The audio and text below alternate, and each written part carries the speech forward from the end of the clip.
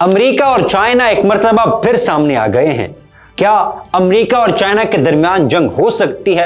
अगर जंग होती है तो इस मुमकिन जंग की सबसे बड़ी वजह क्या होगी? नाजरीन, किसी भी मुल्क के लिए उसकी जोग्राफियाई सलामती यानी टेरिटोरियल सॉवरेनिटी सबसे अहम होती है। अगर आप तारीख के औराक को पलटते हैं तो आपको मालूम होगा कि ज्यादातर जंग व जदल इन्हीं जोग्राफियाई सरहदों की हिफाजत करने के लिए या किसी और मुल्क के सरजमीन पर कब्जा करने के लिए की गई है।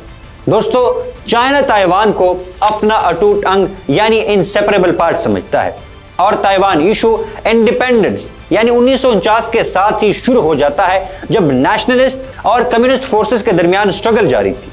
तो उस वक्त के नेशनलिस्ट भागकर ताइवान आ गए और 1949 से ही ताइवान एक सेल्फ गवर्न मुल्क के तौर पर उभरता है और चाइना ताइवान को अपना पार्ट समझता है और ताइवान की इंडिपेंडेंस को अपनी सॉवरेनिटी के खिलाफ समझता है।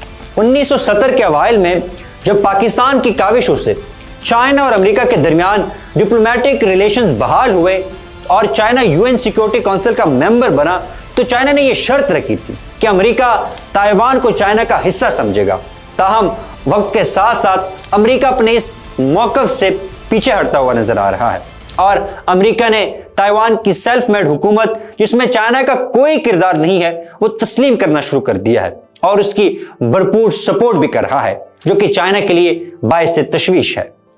ताइवान में होने वाले हालिया इलेक्शंस ने चाइना और अमेरिका को एक मर्तबा फिर एक दूसरे के आमने सामने लाकर खड़ा कर दिया है। ताइवान की डेमोक्रेटिक प्रोग्रेसिव पार्टी ने लगातार तीसरी मर्तबा इलेक्शंस में फतह हासिल की है और इस पार्टी को प्रो वेस्ट कहा जाता है क्योंकि अमेरिका की भरपूर सपोर्ट इस पार्टी को हासिल है।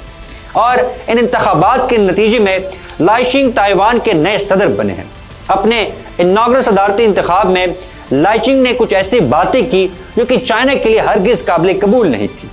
उन्होंने कहा कि उनकी फतह असल में जमहूरियत की फतह है और चाइना का ताइवान के खिलाफ फोर्सेस का इस्तेमाल ताइवान की सालमियत के खिलाफ है। यानी एक हद तक उन्होंने इंडिपेंडेंट ताइवान का ऐलान भी कर दिया है। इसके अलावा उन्होंने चाइना को खित्ते में भी अमन के लिए एक खतरा करार दी थी, जबकि दूसरी तरफ खित्ते में अमन व अमान कायम करने के लिए अमेरिका के किरदार को नागुज़ीर करार दिया है। आप यहां से अंदाजा लगा सकते हैं कि वो कितने प्रो वेस्ट हैं। ताइवान के नए सदर ने अमेरिका के security initiative Indo Pacific security supplemented appropriations act 2024 का भी हवाला दिया, जिसमें उन्होंने कहा कि अब इस खित्ते की सिक्योरिटी में अमेरिकी किरदार नागुज़ीर है। नाजरीन, इस खिताब के मतन को देखा जाए तो ये चाइना के लिए कभी भी काबिल कबूल नहीं है और चाइना ने इस बारे में इंतहाई सख्त मौक़िफ़ इख्तियार किया है।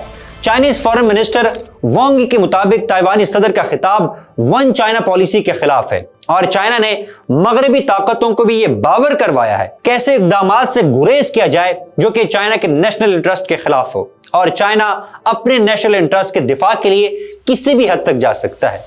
नाजरीन, ताइवान हमेशा से चाइना के लिए एक हसास इशू रहा है और अगर रीसेंट डेवलपमेंट्स को देखा जाए जिसमें वेस्ट भरपूर तरीके से ताइवान को सपोर्ट कर रहा है और चाइना वेस्टर्न फोर्सेस की अपने बैकयार्ड यानी साउथ चाइना सी और ईस्ट चाइना सी में मौजूदगी को अपने लिए बड़ा खतरा समझता है, ऐसे हालात में कोई भी मामूली सा इंसिडेंट किसी बड़े खतरे का पेशे खेमा साबित हो सकता है और ऐसा होने से रीजनल पीस के साथ साथ ग्लोबल पीस भी शदीद खतरे में आ सकता है और एक नई जंग इस खित्ते में शुरू हो सकती है।